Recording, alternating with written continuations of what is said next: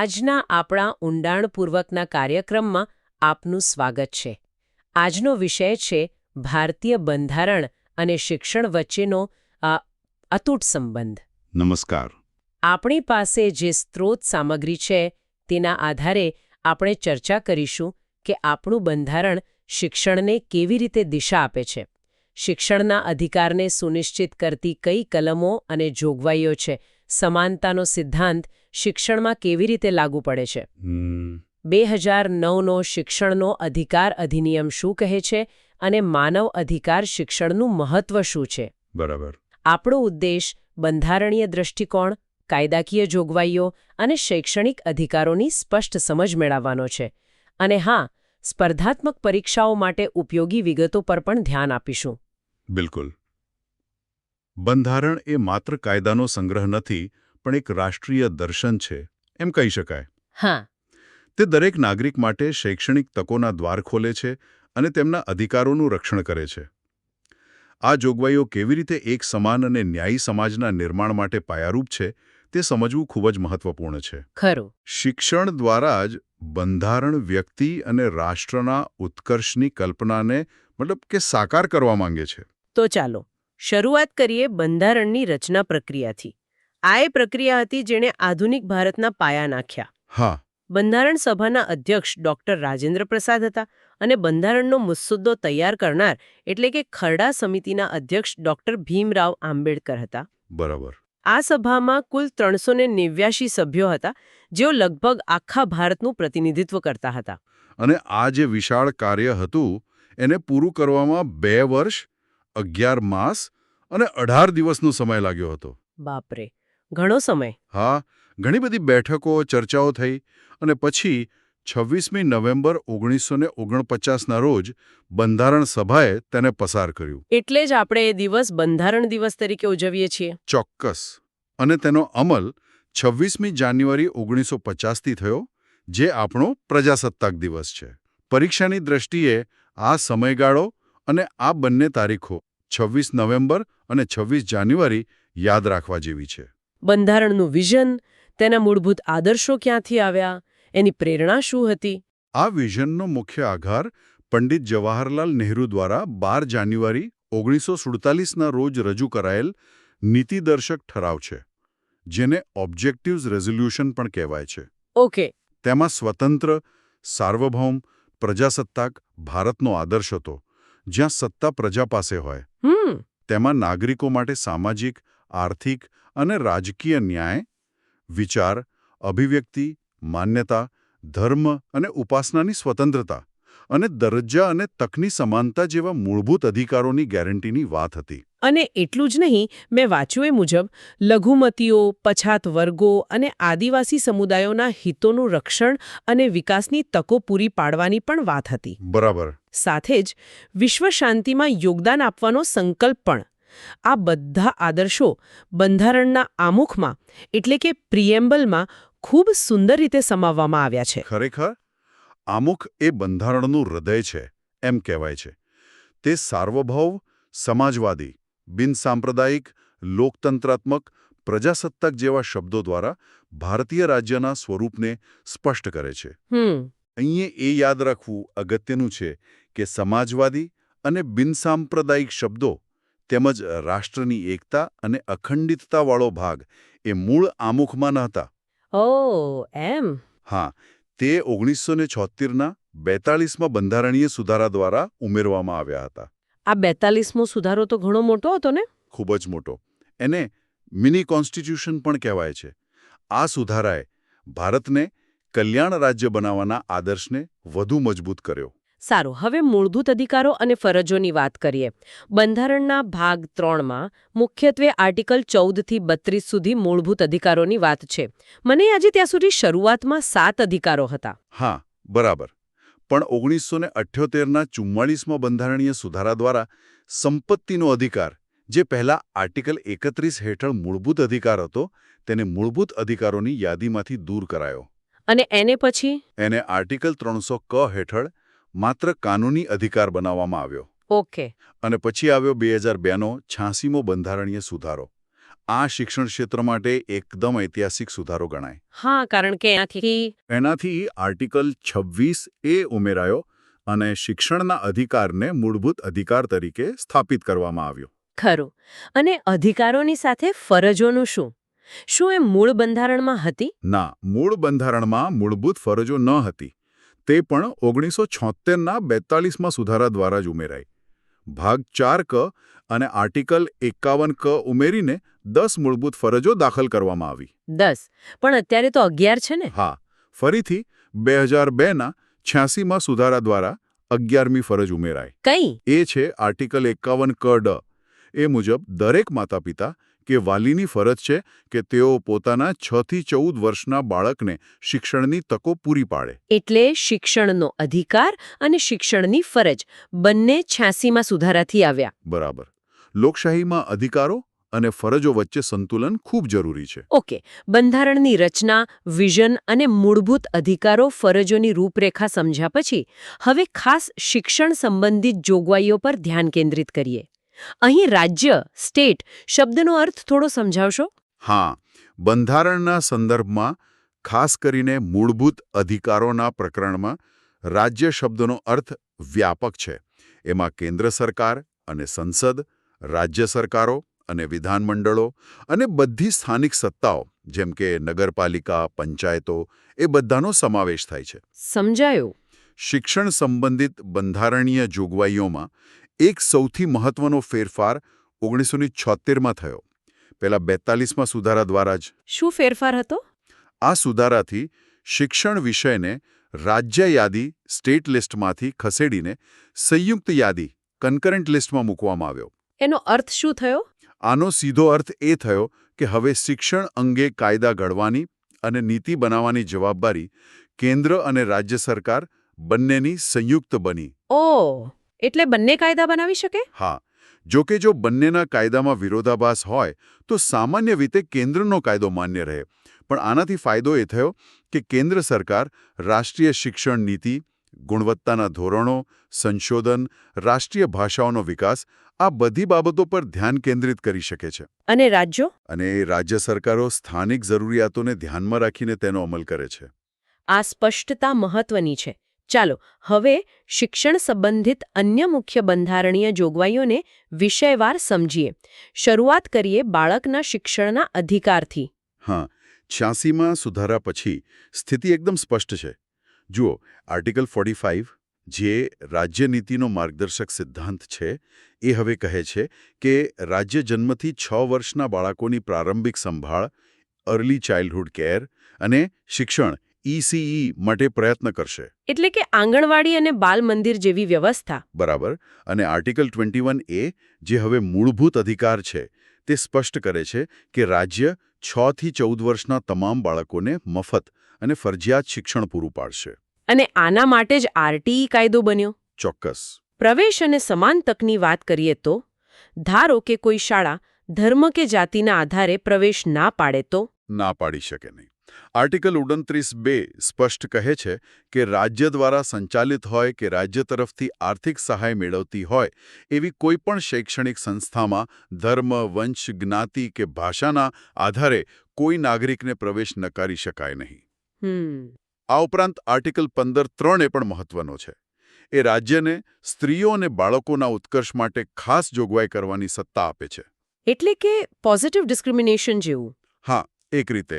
આ જોગવાઈનો ઉપયોગ કરીને જ કન્યા કેળવણીને પ્રોત્સાહન આપવા ખાસ યોજનાઓ બનાવી શકાય છે. જેમ કે ગુજરાતમાં કન્યા કેળવણી રથયાત્રા હતી કે કન્યાઓ માટે નિઃશુલ્ક શિક્ષણ. આ દર્શાવે છે કે સમાનતાનો અર્થ ક્યારેક જરૂરિયાત મુજબ વિશેષ પગલાં લેવાનો પણ હોય છે. સમાજના નબળા અને વંચિત વર્ગો જેમ કે SC/ST એમના માટે શું જોગવાઈઓ છે? અહીં આર્ટિકલ 17 જે અસ્પૃશ્યતા નાબૂદ કરે છે તે તો પાયાનો છે જ. હા.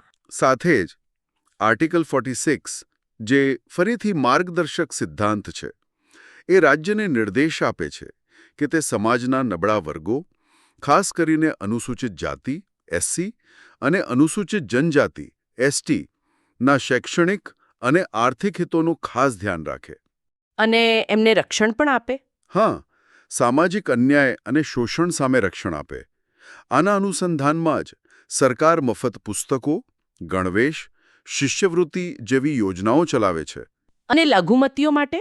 લઘુમતીઓ એટલે કે ધાર્મિક અને ભાષાકીય લઘુમતીઓ, એમના માટે પણ આર્ટિકલ 30 હેઠળ ખાસ અધિકાર છે. કયો અધિકાર? આર્ટિકલ 30(1) મુજબ તેઓ પોતાની પસંદગીની શૈક્ષણિક સંસ્થાઓ સ્થાપી શકે છે અને તેનો વહીવટ કરી શકે છે. અને આર્ટિકલ 30(2) કહે છે કે રાજ્ય જ્યારે આર્થિક સહાય આપે ત્યારે લઘુમતી સંચાલિત સંસ્થા હોવાના કારણે ભેદભાવ નહીં કરે. ધાર્મિક શિક્ષણ અને ભાષા વિશે શું કહે છે બંધારણ? શું સરકારી શાળામાં ધાર્મિક શિક્ષણ આપી શકાય? ના, આર્ટિકલ 28 સ્પષ્ટ છે. જો કોઈ સંસ્થા સંપૂર્ણપણે સરકારી ભંડોળથી ચાલતી હોય તો ત્યાં ધાર્મિક શિક્ષણ આપી શકાશે નહીં. અને જો સરકારી સહાય લેતી હોય પણ સંપૂર્ણ સરકારી ન હોય તો? તો ત્યાં ધાર્મિક શિક્ષણ આપી શકાય, પણ તેમાં હાજર રહેવાની કોઈને ફરજ પાડી શકાય નહીં. એ વિદ્યાર્થી કે વાલીની મરજી પર આધાર રાખે. ભાષા વિશે શું? કેટલી ભાષાઓ માન્ય છે? બંધારણની 8મી અનુસૂચિ છે, જેમાં હાલ 22 ભાષાઓને માન્યતા આપવામાં આવી છે. જેમાં ગુજરાતી પણ છે? હા, ગુજરાતી, હિન્દી, બંગાળી, મરાઠી, તમિલ, તેલુગુ વગેરે. શરૂઆતમાં ઓછી હતી, પછી સુધારા દ્વારા ઉમેરાતી ગઈ. અને રાષ્ટ્રભાષા? બંધારણ મુજબ આર્ટિકલ 343 હિન્દીને દેવનાગરી લિપિમાં સંઘની રાજભાષા જાહેર કરે છે અને આર્ટિકલ 351 કેન્દ્ર સરકારને હિન્દીના પ્રચાર પ્રસારની જવાબદારી સોંપે છે. પણ બીજી ભાષાઓનું શું? માતૃભાષામાં શિક્ષણ વિશે કંઈ છે? હા, બહુ મહત્વની જોગવાઈ છે. આર્ટિકલ 350(અ) એ કહે છે કે દરેક રાજ્ય અને સ્થાનિક સત્તાધારીએ પ્રયાસ કરવો જોઈએ કે ભાષાકીય લઘુમતી જૂથના બાળકોને પ્રાથમિક સ્તરે શિક્ષણ માતૃભાષામાં મળે તે માટે પૂરતી સુવિધાઓ હોય. આ ખૂબ અગત્યનું છે. અને છેલ્લે પેલી 11મી ફરજ પણ આવી ગઈ? હા, આર્ટિકલ 51(ક) ડ હેઠળ માતાપિતા કે વાલીની ફરજ કે 6 થી 14 વર્ષના બાળકને શિક્ષણની તક પૂરી પાડવી. આ બધી જોગવાઈઓ સ્પષ્ટપણે દર્શાવે છે કે બંધારણનો મૂળભૂત આશય શિક્ષણ દ્વારા સમાનતા સ્થાપિત કરવાનો છે. ચાલો, સમાનતા માટે શિક્ષણની સંકલ્પનાને વધુ ઊંડાણપૂર્વક સમજીએ. ચોક્કસ. સમાન શૈક્ષણિક તકનો અર્થ માત્ર શાળામાં દાખલ થવા પૂરતો નથી. એનાથી વધુ છે. હા, તેનો અર્થ છે કે દરેક બાળકને તેના ધર્મ, જાતિ, લિંગ, આર્થિક સ્થિતિ કે રહેઠાણના વિસ્તારને ધ્યાનમાં લીધા વિના પોતાની ક્ષમતા મુજબ શ્રેષ્ઠ વિકાસ સાધવાની તક મળે. એટલે કે ગુણવત્તાયુક્ત શિક્ષણ. બરાબર. ગુણવત્તાયુક્ત શિક્ષણ, સારા સંસાધનો અને વિકાસ માટે પ્રોત્સાહક વાતાવરણ, આ બધું એમાં આવે. આર્ટિકલ 15 જે ભેદભાવનો નિષેધ કરે છે તે આ સિદ્ધાંતનો આધાર છે. આવી સમાનતા લોકશાહીને મજબૂત કરવા, રાષ્ટ્રીય સમસ્યાઓ ઉકેલવા, સામાજિક પરિવર્તન લાવવા અને અસમાનતા ઘટાડવા અનિવાર્ય છે. ભારતીય શિક્ષણના ઇતિહાસમાં કોઠારી શિક્ષણ પંચ 1964-66 નો અહેવાલ સીમાચિહ્નરૂપ ગણાય છે. એમણે સમાન તક માટે કઈ મુખ્ય ભલામણો કરી હતી? કોઠારી પંચે કેટલીક ખૂબ જ દૂરદર્શી ભલામણો કરી હતી, જેમ કે શિક્ષણ ફી તબક્કાવાર નાબૂદ કરવી, મફત પાઠ્યપુસ્તકો અને લેખન સામગ્રી આપવી, જરૂરિયાતમંદ તેજસ્વી વિદ્યાર્થીઓ માટે પૂરતી શિષ્યવૃત્તિઓ. આ બધું તો આજે પણ ચાલે છે. હા, એની અસર છે. એમણે કન્યા શિક્ષણ અને આદિવાસી શિક્ષણ પર પણ વિશેષ ભાર મૂકવાનું કહ્યું હતું. આ ભલામણોનો પ્રભાવ આજે પણ આરટીઈ કાયદાની જોગવાઈઓ જેમ કે મફત શિક્ષણ અને પેલી ખાનગી શાળાઓમાં 25% અનામતની જોગવાઈ તથા વિવિધ સરકારી શિષ્યવૃત્તિ યોજનાઓમાં જોઈ શકાય છે. હવે ચોક્કસ જૂથોની વાત કરીએ, જેમ કે કન્યા શિક્ષણ અને વંચિત સમુદાયો. કન્યા શિક્ષણમાં શું સ્થિતિ છે અને શું પ્રયાસો થયા છે? હા, કન્યા શિક્ષણમાં ઘણો સુધારો થયો છે, એ વાત સાચી. પણ હજુ પડકારો છે, ખાસ કરીને ઉચ્ચ શિક્ષણમાં અને અમુક પ્રદેશોમાં. એના માટે શું પ્રયત્નો થયા? જાગૃતિ અભિયાન ચલાવાયા છે, ફી માફી અપાય છે અને ખાસ કરીને ગ્રામીણ અને પછાત વિસ્તારોની દીકરીઓ માટે કસ્તુરબા ગાંધી બાલિકા વિદ્યાલય કેજીબીવી જેવી રહેણાંક શાળાઓ શરૂ કરાઈ છે, જે ખૂબ સફળ રહી છે. કો માટે? એમના માટે પણ ભેદભાવ મુક્ત વાતાવરણ ઊભું કરવું એ પહેલી જરૂરિયાત છે.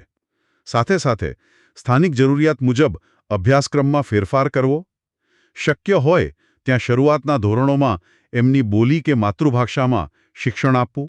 જેમ કે આદિવાસી વિસ્તારોમાં. બરાબર. આશ્રમ શાળાઓ પણ ચાલે છે. અને શિષ્યવૃત્તિ, હોસ્ટેલ સુવિધા જેવી આર્થિક સહાય તો ખરી જ. અને વિશિષ્ટ જરૂરિયાતવાળા બાળકો, children with special needs, CWSN માટે શું અભિગમ છે? CWSN એટલે એવા બાળકો જેમને કોઈક પ્રકારની શારીરિક, બૌદ્ધિક કે સંવેદનાત્મક, જેમ કે ઓછું દેખાવું કે સંભળાવવું, અક્ષમતા હોય.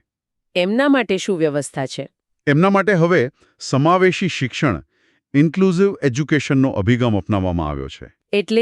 એટલે કે આવા બાળકોને સામાન્ય શાળાઓમાં જ બીજા બાળકો સાથે જ ભણાવવામાં આવે, પણ એમની જરૂરિયાત મુજબ ખાસ મદદ અને સાધનો પૂરા પાડવામાં આવે. જેમ કે વહેલી ઓળખ થાય, શિક્ષકો અને બીજા બાળકો એમની સાથે સહાનુભૂતિથી વર્તે, વર્ગમાં એવી પ્રવૃત્તિઓ થાય જેમાં એ પણ ભાગ લઈ શકે, જરૂર મુજબ બેઠક વ્યવસ્થા બદલાય, ખાસ શૈક્ષણિક સાધનો વપરાય અને જરૂર પડે તો રિસોર્સ ટીચરની મદદ લેવાય. આના પર તો કદાચ વધુ વિગતે અલગથી ચર્ચા થઈ શકે. હા, સ્ત્રોતમાં પણ એનો ઉલ્લેખ છે કે કોર્સ 2માં વિસ્તૃત ચર્ચા થશે. અહીંયા વાત ખરેખર રસપ્રદ બને છે, કારણ કે આ બધી બંધારણીય ભાવનાઓ અને સમાનતાના પ્રયાસોને કાયદાકીય પીઠબળ આપતો મહત્વનો દસ્તાવેજ એટલે શિક્ષણનો અધિકાર અધિનિયમ 2009, RTE એક્ટ. બિલકુલ. આ કાયદો ભારતીય શિક્ષણ વ્યવસ્થામાં એમ કહી શકાય કે ક્રાંતિકારી પરિવર્તન લાવ્યો છે. એ ક્યારે બન્યો અને લાગુ થયો? સંસદમાં ઓગસ્ટ 2009માં પસાર થયો, 26 ઓગસ્ટ 2009ના રોજ રાષ્ટ્રપતિની મંજૂરી મળી અને 1 એપ્રિલ 2010થી હા, તત્કાલીન જમ્મુ કાશ્મીર સિવાય દેશભરમાં લાગુ થયો. આ તારીખો યાદ રાખવી જરૂરી છે. ચોક્કસ. ઓગસ્ટ 2009માં પાસ, 26 ઓગસ્ટ 2009 મંજૂરી, 1 એપ્રિલ 2010 અમલ. આ કાયદો સીધો જ બંધારણના 86માં સુધારાનું પરિણામ છે. પેલો આર્ટિકલ 21 વાળો સુધારો? હા, જેણે આર્ટિકલ 21 45 અને 51 ડમાં ફેરફાર કર્યા હતા. આ આરટીઈ કાયદામાં કુલ 7 પ્રકરણ અને 38 કલમો છે. આ આંકડા પણ પરીક્ષા માટે અગત્યના. આ કાયદાથી બાળકોને કયા નક્કર અધિકારો મળ્યા? સૌથી મુખ્ય શું છે? સૌથી મહત્વનું, 6 થી 14 વર્ષના દરેક બાળકને નજીકની શાળામાં મફત અને ફરજિયાત પ્રાથમિક શિક્ષણ એટલે કે ધોરણ 1 થી 8 મેળવવાનો હક મળ્યો. મફત અને ફરજિયાતનો અર્થ શું? મફત એટલે બાળકે કે વાલીએ કોઈ પણ પ્રકારની ફી, ટ્યુશન ફી કે બીજો કોઈ ખર્ચ આપવાનો નથી. અને ફરજિયાત એટલે સરકાર અને સ્થાનિક સત્તાતંત્રની જવાબદારી છે કે દરેક બાળક શાળામાં દાખલ થાય, નિયમિત હાજર રહે અને પ્રાથમિક શિક્ષણ પૂરું કરે. બીજું શું છે બાળકો માટે? બાળક પોતાની ઉંમર પ્રમાણે યોગ્ય ધોરણમાં પ્રવેશ મેળવી શકે છે, ભલે એ મોડો દાખલ થયો હોય. જરૂર પડે તો એને ખાસ તાલીમ આપવાની. કોઈ પણ પ્રકારની કેપિટેશન ફી કે એડમિશન ટેસ્ટ લેવા પર પ્રતિબંધ છે. અને પેલું નાપાસ નહીં કરવાનું? હા, મૂળ કાયદામાં જોગવાઈ હતી કે પ્રાથમિક શિક્ષણ પૂરું થાય ત્યાં સુધી કોઈ બાળકને એ જ ધોરણમાં રોકી શકાશે નહીં કે શાળામાંથી કાઢી શકાશે નહીં. નો ડિટેન્શન પોલિસી. ઓકે. જોકે આમાં 2019માં સંસદે સુધારો કર્યો છે અને હવે રાજ્યોને ધોરણ 5 અને 8માં પરીક્ષા લેવાની અને જરૂર પડીએ બાળકને રોકવાની છૂટ આપી છે. ઓકે, આ અપડેટ મહત્વનું છે. અને શારીરિક સજા? એના પર સંપૂર્ણ પ્રતિબંધ છે. શારીરિક સજા કે માનસિક ત્રાસ આપી શકાય નહીં. અને શાળાઓ તથા શિક્ષકો પર કઈ જવાબદારીઓ આવી? એમની પણ જવાબદારીઓ વધી. શિક્ષકોએ નિયમિત અને સમયસર શાળાએ આવવું, ભણાવવું, જે અભ્યાસક્રમ નક્કી થયો હોય એ સમયસર પૂરો કરવો, દરેક બાળકની શીખવાની ક્ષમતાનું સતત મૂલ્યાંકન કરવું અને જરૂર મુજબ વધારાની મદદ કરવી, વાલીઓ સાથે નિયમિત મીટિંગો કરવી અને બાળકની પ્રગતિની જાણ કરવી. અને ખાનગી ટ્યુશન? એના પર પ્રતિબંધ છે શિક્ષકો માટે. શાળાના કામના દિવસો અને કલાકો પણ નક્કી થયા છે ને? હા, પ્રાથમિક શાળાઓ ધોરણ 1 થી 5 માટે વર્ષમાં ઓછામાં ઓછા 200 કાર્યદિવસો અને ઉચ્ચ પ્રાથમિક ધોરણ 6 થી 8 માટે 220 કાર્યદિવસો અને શિક્ષકો માટે અઠવાડિયાના ન્યૂનતમ 45 શૈક્ષણિક કલાકો, જેમાં ભણાવવાની સાથે તૈયારીના કલાકો પણ ગણાય. આ આંકડા પણ યાદ રાખવા જેવા છે. 200, 220 અને 45. બરાબર. શિક્ષણના અધિકારની આ વિસ્તૃત ચર્ચા પછી હવે આપણે એક વધુ વ્યાપક ખ્યાલ તરફ જઈએ. માનવ અધિકાર શિક્ષણ. શિક્ષણ પોતે જ એક માનવ અધિકાર છે, પણ અહીં વાત તેનાથી આગળની લાગે છે. હા, અહીં જે બાબત ધ્યાન ખેંચે છે તે શિક્ષણ અને માનવ અધિકારો વચ્ચેનો ગાઢ સંબંધ છે. માનવ અધિકાર એટલે શું? તો કે એવા મૂળભૂત અધિકારો જે દરેક વ્યક્તિને માત્ર માનવ હોવાના નાતે જ મળે છે. જન્મથી જ. હા, જીવન, સ્વતંત્રતા, સમાનતા અને ગરિમા ડિગ્નિટી સાથે જોડાયેલા અધિકારો. આ અધિકારો બંધારણ દ્વારા અને આંતરરાષ્ટ્રીય સમજૂતીઓ દ્વારા સુરક્ષિત છે. પેલી યુડીએચઆર જેવી. બરાબર. 1948ની માનવ અધિકારોની સાર્વત્રિક ઘોષણા universal declaration of human rights UDHR એને તો માનવજાતિનો મહાઅધિકાર પત્ર મેગ્ના કાર્ટા પણ કહેવાય છે. આ અધિકારો વિના વ્યક્તિનો સંપૂર્ણ વિકાસ શક્ય નથી. સ્ત્રોતમાં ઘણા બધા માનવ અધિકારોની યાદી છે, પણ મુખ્ય સિદ્ધાંતો કયા ગણી શકાય, ખાસ કરીને શિક્ષણના સંદર્ભમાં? એ લાંબી યાદી છે, પણ આપણે મુખ્ય સિદ્ધાંતો પર ધ્યાન કેન્દ્રિત કરીએ, જેમ કે જીવન, સ્વતંત્રતા અને સુરક્ષાનો અધિકાર, સમાનતા અને ભેદભાવ સામે રક્ષણનો અધિકાર. આ શિક્ષણમાં પ્રવેશ અને તકો માટે ખૂબ મહત્વનો છે. હા. વિચાર, વિવેક અને અભિવ્યક્તિની સ્વતંત્રતાનો અધિકાર આ વર્ગખંડમાં મુક્ત ચર્ચા માટે જરૂરી છે. પછી સામાજિક આર્થિક અધિકારો પણ છે, જેમ કે શિક્ષણનો અધિકાર પોતે, યોગ્ય જીવન ધોરણ અને આરોગ્યનો અધિકાર, અને સાંસ્કૃતિક જીવનમાં ભાગ લેવાનો અધિકાર. અને અધિકારો સાથે ફરજો પણ જોડાયેલી છે. ચોક્કસ, કોઈ પણ અધિકાર નિરપેક્ષ નથી હોતો. તો માનવ અધિકાર શિક્ષણ, હ્યુમન રાઇટ્સ એજ્યુકેશન, HRE એટલે શું? એ કેવી રીતે અલગ છે? HRE એ એવી શિક્ષણ પ્રક્રિયા છે જેના દ્વારા લોકો માનવ અધિકારો વિશે જ્ઞાન મેળવે છે, એટલે કે કયા કયા અધિકારો છે એ જાણે છે. માત્ર જાણકારી? ના, એનાથી આગળ તે માટે જરૂરી કૌશલ્યો પણ વિકસાવે છે, જેમ કે સંવાદ કરવો, બીજાને સાંભળવા, વિશ્લેષણ કરવું અને સૌથી અગત્યનું આદર, સમાનતા, ન્યાય જેવા મૂલ્યો અપનાવે છે. એનો મુખ્ય ઉદ્દેશ શું છે? ઉદ્દેશ માત્ર જાણકારી આપવાનો નથી, પણ લોકોમાં જાગૃતિ લાવવી, તેમને પોતાના અને બીજાના અધિકારો માટે અવાજ ઉઠાવવા સક્ષમ બનાવવા, એટલે કે સક્રિય નાગરિક બનાવવા, અને આ સિદ્ધાંતોને પોતાના રોજિંદા જીવનમાં ઉતારવા પ્રેરિત કરવાનો છે. આ પ્રકારનું શિક્ષણ આપવામાં શાળાઓ અને શૈક્ષણિક તંત્રની શું ભૂમિકા રહે છે? તંત્ર અને શાળા બંનેની ભૂમિકા ખૂબ જ નિર્ણાયક છે. રાષ્ટ્રીય નીતિઓ અને કાયદાઓમાં HREને સ્થાન આપવું પડે, અભ્યાસક્રમ અને પાઠ્યપુસ્તકોમાં તેના વિષયો વણી લેવા પડે. જેમ કે નાગરિકશાસ્ત્રમાં હોય છે. હા, પણ એનાથી વધુ ઊંડાણપૂર્વક શિક્ષકોને યોગ્ય તાલીમ આપવી પડે કે આ વિષયો કેવી રીતે સંવેદનશીલતાથી ભણાવવા. સહઅભ્યાસિક પ્રવૃત્તિઓ જેમ કે ચર્ચા સભાઓ, નાટકો, વક્તૃત્વ સ્પર્ધાઓ દ્વારા જાગૃતિ ફેલાવવી. માનવ અધિકાર સંગઠનો સાથે સહયોગ કરવો. શાળાઓમાં બાળ સંરક્ષણ એકમોની સ્થાપના કરવી એ પણ એક મહત્વનું પગલું છે. અને આ બધામાં કેન્દ્ર સ્થાને રહેલા શિક્ષકની ભૂમિકા કેવી હોવી જોઈએ? એણે શું કરવાનું? શિક્ષકની ભૂમિકા અહીં માત્ર માહિતી આપનારની નથી, પણ સ્ત્રોતમાં કહ્યું છે તેમ મિત્ર, ફિલોસોફર અને માર્ગદર્શક, ફ્રેન્ડ, ફિલોસોફર, ગાઈડ. એટલે કે શિક્ષકે પોતે બાળકોના અધિકારો સમજવા અને તેનું સન્માન કરવું જોઈએ. વર્ગખંડમાં ભયમુક્ત અને સંવાદપૂર્ણ વાતાવરણ બનાવવું ખૂબ જરૂરી છે. જ્યાં બાળકો પ્રશ્નો પૂછતા ડરે નહીં. બરાબર. બાળકો મુક્તપણે પ્રશ્નો પૂછી શકે, પોતાના વિચારો રજૂ કરી શકે અને બીજાના વિચારો શાંતિથી સાંભળે એવું વાતાવરણ બનાવવું. શિસ્ત માટે સજાને બદલે સકારાત્મક પદ્ધતિઓ વાપરવી. સંવેદનશીલ મુદ્દાઓ આવે ત્યારે નિષ્પક્ષ રહીને બંને બાજુના દૃષ્ટિકોણ રજૂ કરીને તંદુરસ્ત ચર્ચાનું સંચાલન કરવું. સૌથી મહત્વનું, શિક્ષણને સહાનુભૂતિ, નૈતિકતા અને માનવ ગૌરવ જેવા મૂલ્યો સાથે જોડવાનું છે. તો આ સમગ્ર ચર્ચા પરથી આપણે શું તારવી શકીએ?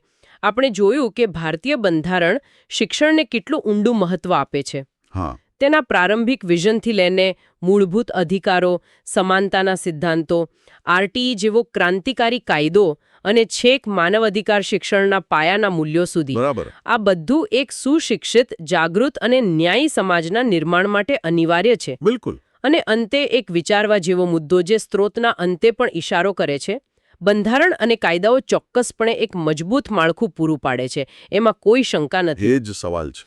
પણ શું એટલું પૂરતું છે? એ જ સવાલ છે. શૈક્ષણિક સમાનતા અને માનવ અધિકારોની સાચી ભાવનાને જમીન પર ઉતારવા માત્ર કાયદા પૂરતા નથી. તેમાં શિક્ષકો, વાલીઓ, વિદ્યાર્થીઓ, સમુદાયના આગેવાનો, ટૂંકમાં દરેક નાગરિકની સક્રિય ભાગીદારી, પ્રતિબદ્ધતા અને સતત જાગૃતિ જરૂરી છે. ત્યારે એવું શું કરી શકીએ કે જેથી આ ઉમદા સિદ્ધાંતો અને અધિકારો માત્ર પુસ્તકો કે કાયદાના પાના પર ન રહેતા દરેક શાળા, દરેક વર્ગખંડ અને દરેક ઘરમાં એક જીવંત વાસ્તવિકતા બને? આ પ્રશ્ન ખરેખર આપણને સૌને વિચારતા કરી મૂકે એવો છે.